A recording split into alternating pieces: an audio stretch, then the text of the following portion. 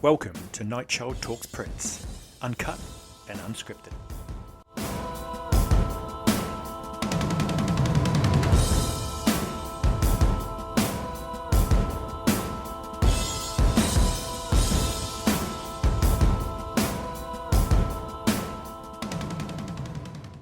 So welcome back to Nightchild Talks Prince, where the funk is always on the one. Now, I was about to release this video a day or so ago, and I saw a video by someone called Amari Purple Talk, who is a fantastic Prince YouTuber, really great guy named Richard Cole, and he does a lot of Prince videos, and they're really interesting. And the topic was about Purple Rain, the 40th anniversary, and shouldn't we be more excited? And I was already planning an episode about Purple Rain, and his episode really got me thinking. He made some amazing points, some really good points, and it's definitely worth a watch. I'll put the link in the show notes, and it's really interesting because it got me thinking about Purple Rain. It's obviously 40 years, and although nothing's officially been announced, everything this year is Purple Rain. The estate are clearly gearing up to something. All the talk of Purple Rain, we had the Airbnb this morning, lots of Purple Rain kind of merchandise, lots of talk about it. It's possible, nothing confirmed, but maybe at the celebration we'll get a better outline of what's going to happen. Will there be a 40th anniversary Purple Rain Super Deluxe? There's already a 4K video being released out there, which I think is pretty much the same extras as we've had before, but a lot of it in 4K, which would be really fascinating to see. He talked, Amari Purple Talk, about how there are two schools of thought, and I think possibly even three, where some people say to me, oh, not Purple Rain, just not Purple Rain. I don't want Purple Rain. Anything else. I want Parade. I want something else. I just don't want Purple Rain. You know, it's always Purple Rain. When you see people wearing T-shirts of Prince's Purple Rain, when you see, you know, he's eternally known as the Purple Rain guy. Some people say that. Some people are of the opposite opinion and saying this is a monumental landmark album, and any other legacy artist, any other estate would do the same thing. If this was a anniversary of a Madonna album, a Michael Jackson album, a Whitney Houston album, whatever, if this is a major anniversary, they would celebrate it, and this is a fantastic time to kind of get the general public engaged in Prince again. There's a third group, I think, who say, okay, it's not what they necessarily would want next, but let's do it. Let's do it right. Let's do it once and for all. Let's get the most super duper duper duper deluxe Prince Purple Rain 40th anniversary out there we can. Let's get it done, and we can then go on to other things. And Richard Cole on his Purple Amari Purple Talk he really made a great point about how without Purple Rain, lots of the things we love and cherish wouldn't have happened, or they wouldn't have happened in the same way. Without Purple Rain, Prince probably wouldn't have been able to build Paisley Park. Without Purple Rain, Prince wouldn't have gone on in the same way he did to do Around the World in a Day, Parade, Sign of the Times, Love Sexy. Purple Rain built that kind of following. It got him stratospherically launched into the mainstream. And so in a sense, that fame, that money as well, allowed him to do the things he wanted to do and to be free ultimately. So that building block is essential. It's a huge part of Prince, and it's one of those things that Prince understood. Prince talked about Purple Rain being an albatross around his neck, that for as long as he's making music, that would be the thing that people would basically define him by. And he worked very hard to try and dispel that as much as he could. Around the World in a Day is a very good example of that. He could have carried on, as he famously said, with the guitar solo at the end of Let's Go Crazy in a different key, but he chose to do something different, and I think that's a key thing about Prince. He was an artist first. So it's a really good point that without Purple Rain, lots of those things we love wouldn't have happened. Our favourite albums wouldn't have happened, and that's a great point that Richard Cole makes. I also think that it's difficult. It's difficult because I want every year to be about Prince. I want every year to be the biggest thing it possibly can. And they're all part of the story for me. They're all incredibly important. Each album, each era, everything is crucially important. We've obviously had a Purple Rain Deluxe already. So the question is, how would you raise the game for Purple Rain Super Deluxe? What would you have on it that hasn't come out yet? Now, some people have talked about, well, they want the movie in 4K, which is coming out, but they want unreleased scenes. They want lots of the edited scenes that were left on the kind of director's cut, the kind of cutting room floor, as it were, the Apollonia barn scene, the kind of altercation that Prince has in the Apollonia studios, all those things. They want any scenes that are deleted, anything like that, which I totally understand. Yes, fantastic. I think there's an argument that to have a true Super Deluxe, you need to include all the music from the film. That includes the music from The Time, Apollonia 6. You can put, obviously, Jill Jones, Wednesday, although it wasn't in the movie, it was going to be part of the movie. And I think having Des Dickinson, having everybody who played a part in that movie on the expanded Super Deluxe is important. I think it's important to move away from Syracuse. Syracuse is fantastic, it's superb, but it is probably the most ubiquitous Prince concert there is, and it's superb. But there are many other Prince concerts from Purple Rain. It's a huge tour, lots of dates. Let's get another, concert out there. There's also a strong argument we should be putting out Before the Rain, which is kind of this beginning of Purple Rain, one of the earliest. I mean, that's already out there in unofficial terms, but this kind of early version of what Purple Rain would become, and seeing it close up. And I think Before the Rain would be a great addition. But musically, there's also, you've had a Super Deluxe. If we copy a lot of that stuff onto a lot of stuff from the Deluxe onto the Super Deluxe, that's going to be an issue. That's going to be a bit weird. We need more. We need something more. Maybe there's lots of stuff in the vault that we don't know about, but it is one of the most studied times, and Dwayne Tudal in his amazing book on the subject has really gone into that. So you would think not that many surprises, but who knows? Maybe there's a lot of video surprises that we don't know about. I think it's crucial that they do this in the sense that if you don't do it now, it doesn't really make sense to do it next year or the year after. You might as well do it on the 40th anniversary. Some people have said, well, yes, it's 40 years of Purple Rain, but it's 20 years of musicology, or 30 years of the Come album. There's lots of other things we could be celebrating. It's tricky. Purple Rain will always be a quintessential part of Prince, and there's a great video by the Violet Reality on some of the options that they could explore, on some of the things that the estate could go after, some of the sort of approaches they could take, and I think that's really important. The argument is also, is this for a casual fan, or is this for the general public? Now, a £200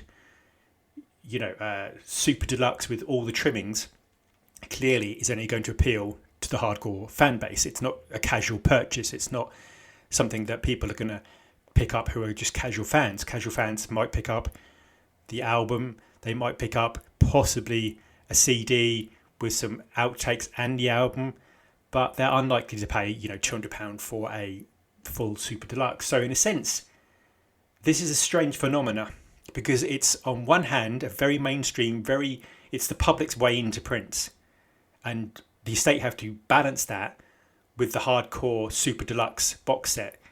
They have to do a lot of things to kind of use Purple Rain almost to get people into the wider works of Prince, because I've always said that each part of Prince's story, each album, it's all part of that evolution of Prince, and it's always worth going deeper. It's definitely worth it. So in a sense, Purple Rain is this amazing, superb signpost and shorthand for Prince.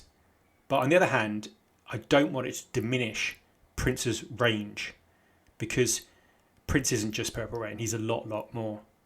I think if they do this, they need to go all guns blazing. They need to do everything they can and make this the definitive statement. I really don't want it to be a situation where people see the Purple Rain Super Deluxe come out and they say, oh, well, it hasn't got this, it hasn't got that, because we're unlikely to revisit Purple Rain in any meaningful way possibly for, I would think, probably at least 10 years, really. I mean, maybe something for the 45th anniversary, but really you're probably looking at 50 years. So, it's important to get it right now. And I think a lot of that has to be based, as I said, around the video aspects, about unreleased scenes, around different concerts, things like that, and also hopefully things we haven't seen, things we don't know. A lot of the stories of Purple Rain are well known from the Revolution. They are known from, many people have told their story about that particular time in Prince's life.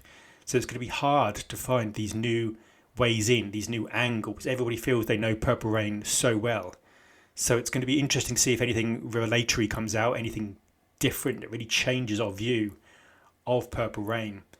It's really hard. I don't know about you, but I find it kind of hard to listen to Purple Rain without I find it hard to come to it fresh because it's so well known and it's such an important part of Prince that when I listen to it, it's hard to listen to it with fresh ears, to hear how amazing it is. You almost become lazy to its genius, and I think that's a thing that happens to Prince generally. People become kind of used to his genius, and sometimes it hits you though. The beginning of When Doves Cry, that phenomenal, the space, the crystal clear clipped sound is incredible. And when Purple Rain hits you, everybody gets those moments when Purple Rain just hits you, and the refrain, the strings, the vocals, especially at the end, the refrains, they can bring you to tears. And, beautiful ones. Just one of the greatest ballads of all time, the pleading, open, soul-bearing angst and determination and pain and just absolutely incredible. Somebody wrote on a forum, I think once, that it was a bit like that kind of, I think they likened it to a kind of 3 a.m. Walmart car park scene where somebody's pleading with their ex-partner. It's that kind of, you just abandoned your ego and you're just letting it out there, the rawness of how you feel. It is incredible. And, you think of Computer Blue, just an incredible song that the longer the version, the better it is. And there's so much, the pace of Baby I'm a Star, the religious, uplifting power and spirituality of I Would Die For You, and Let's Go Crazy, which is one of my favourite songs of all time. I think the best existential song ever by anybody. I think it's incredible. The choir, sort of church opening, the good versus bad, God versus the devil, the elevator, the guitar solo, the angst of, why are we all here? The kind of idea that, we're all going to die, and what is the answer to this? And the answer is to kind of dance and embrace life. And it's just so much that album brings. And it's important to do it justice. And do you know what? It's not the worst problem in the world to have. There are many artists who are only known for one album. And I think as much as I am worried sometimes that Prince gets typecast as this Purple Rain guy, if only a small percentage of people branch out and casual fans say, oh, okay, I've heard, Purple Rain. Then they hear Sign of the Times. Then they hear Diamonds and Pearls. Then they hear The Gold Experience. Just use that as a way to get in there. For the estate, this is Purple Rain year. If you're going to do it, just go absolutely crazy. Just to coin a phrase, just go for it. Just absolutely flood the zone of everything with the best Purple Rain stuff you can possibly think. Every creative, imaginative, different thing. Work as hard as Prince. That's what I want the estate to do, and it's going to be damn difficult, but work as hard as Prince. Prince had to create this music. He had to write this music. He had to play this music. He had a lot to do. The music's there. In a sense, whilst the job is difficult, the music's there, the foundation is there. Let's just embrace this and run with it and just this will be known as the Purple Rain year, and then we can go on to other things. And there's so many things you could do, and you could click your fingers. I mean, I don't understand. Put a new Purple Rain concert on Netflix or Prime. I know there's all this problem with the Netflix documentary, and for goodness knows why these things take such a long time and has so many legal issues, and it's just, Prince is all about freedom, and it's just frustrating. But get the concerts out there, get some stuff out there. I want to see something new every week. There's so much stuff. And get a website, please. Get a website where you can download Prince stuff at NPGMC, or even just the Prince website they have now, and put some stuff on there you can download and share, and just go for it. It all seems a bit... I'm sure there is a plan. It's just difficult to know what the plan is. Maybe after Celebration, we'll all know a bit more, and we'll all understand a bit more. So I just want to ask, where do you stand? Do you think it needs a definitive release? Do you think that the Purple Rain Deluxe was enough? Or do you think that let's do it right, and then we can look to other projects? Or are you somebody who thinks just there should be other things?